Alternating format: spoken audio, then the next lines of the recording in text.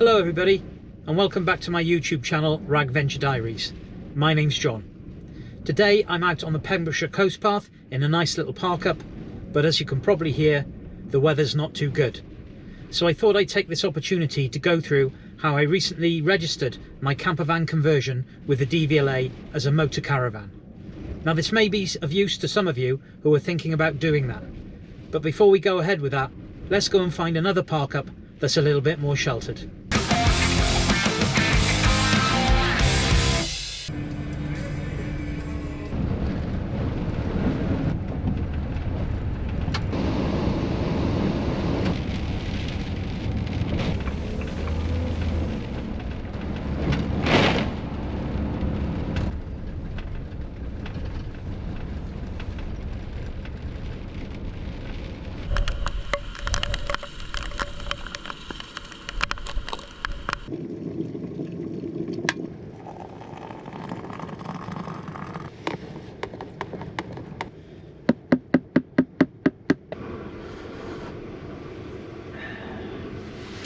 So here we are in the second park up. It's a little bit more sheltered, but the weather's pretty rough today, so we've got to make the best of it.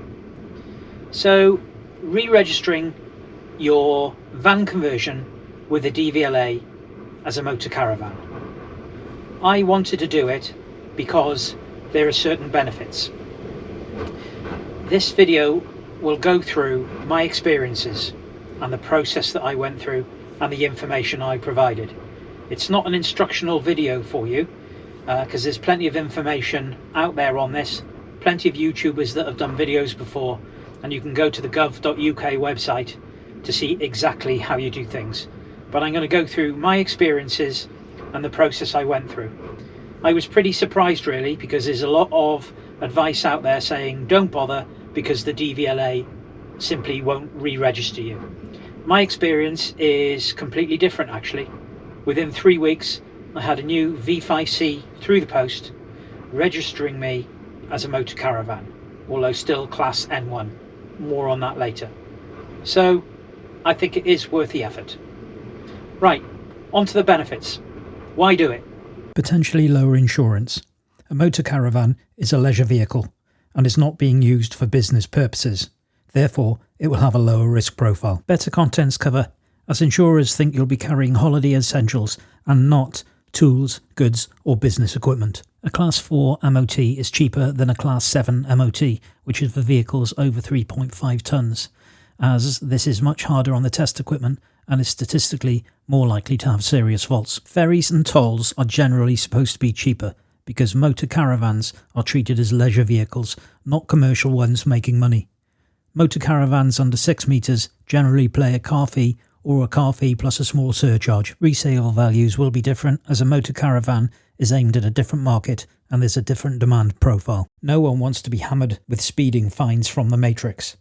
So just be careful about the speed limits. They really depend on the vehicle weight. A general rule of thumb, for motor caravans under 3.05 tonnes, you're going to be the same as a car. For motor caravans over 3.05 tonnes, you're the same as a commercial van on single or dual carriageways. So before you attempt re-registering your conversion or your vehicle, you've got to make sure it's on the DVLA allowable checklist, and this is shown on the V1006. Make sure it's on that checklist, as if it isn't, the DVLA simply won't process your application and you'll have wasted your time. Happy days, my V5C shows I'm a panel van, which is on the list. So what are the DVLA requirements for re-registering? There are certain boxes that you will need to tick regarding the external features. 2 or more windows on at least one side of the van. I had 1 on each side and 2 on the rear doors. A habitation door allowing access into the accommodation area. Graphics in Motor Caravan style. Now you can watch my separate video on that. An awning, I've got a Fiamma ATS. High top roof, I've got on L2H2, so okay there. And you had to note that all down in photographic evidence and send off to the DVLA. There are also requirements that you will need to satisfy regarding the interior of the van. For the interior, they want to see seats and a table, although they said that these can be removable. Sleeping accommodation, I have a fixed bed, but doesn't really need to be fixed. Storage facilities, and then cooking facilities. I've got a multi-function microwave, an induction hob, but I'm also fully electric. So all of the information required is on the V1006.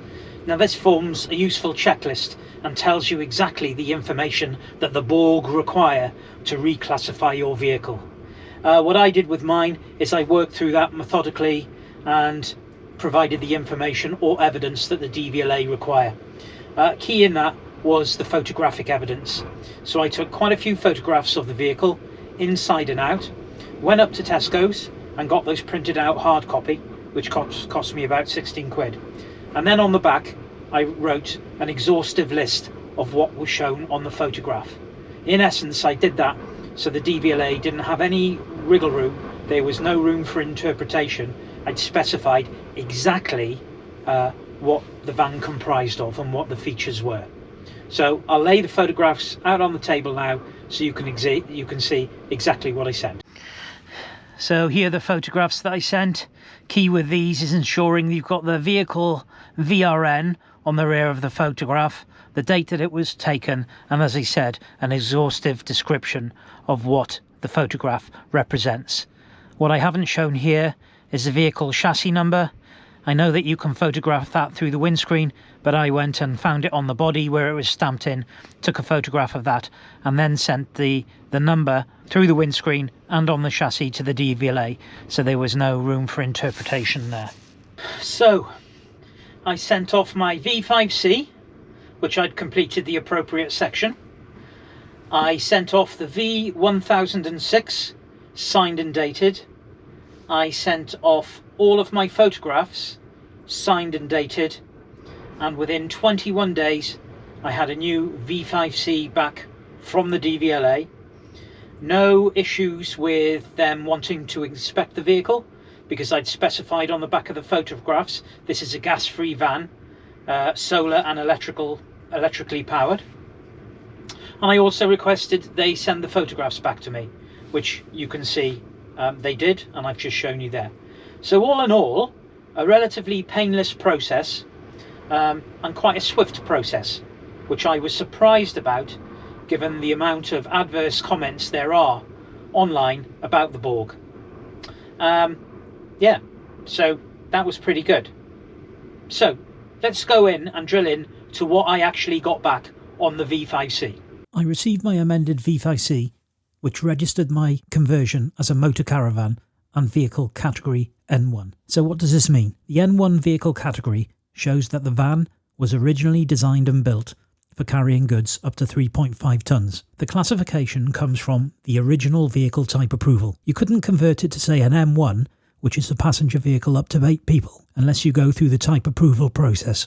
As DVLA haven't changed mine, if I wanted to do this, I'd need to follow the individual vehicle approval process route, which is much stricter and costlier. So the bottom line is, DVLA registering me as a motor caravan N1 is normal and lawful. I should be treated as a motor caravan for most real-world purposes, and in a few months I'll see if I can get cheaper insurance to prove it. So wrapping things up, I'm pretty happy.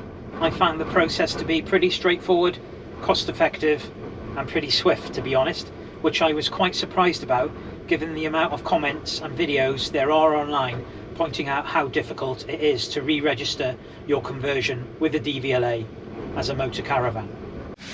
So I hope you found this content useful and it's given you some confidence about applying to the DVLA for re-registration if you were thinking of doing so. If you have found it useful, subscribe, but also if your experiences are completely different to mine, leave a comment down below because it would be interesting to know. As ever, make sure you follow the channel so you don't miss any of the van-based adventures that are coming up and other adventure activities.